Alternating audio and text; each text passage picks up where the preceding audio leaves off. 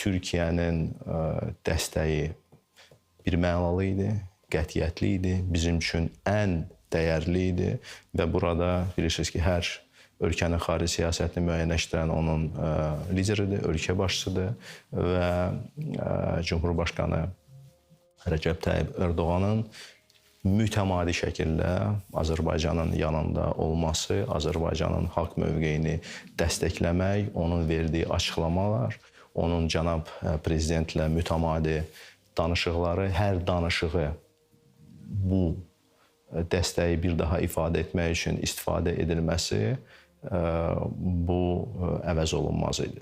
Bu sabah İlham Aliyev kardeşimle görüştük.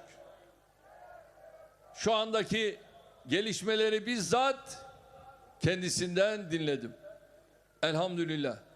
Ve olumlu gelişmeleri kendisinden dinleyince de ayrıca mutlu oldum. Zafere inşallah yaklaşıyoruz. 44 gün ərzində Mövlud Çavuşoğlu 5 dəfə Azərbaycana səfər etdi. Elə bir səfərlər olub ki, 2 saata gəlib, 3 saata gəlib. Gecə saat 12-də gəlib, yəni başqa 2 saat, 3 saat burada qalıb, saat 3-də, 4-də geri uçub.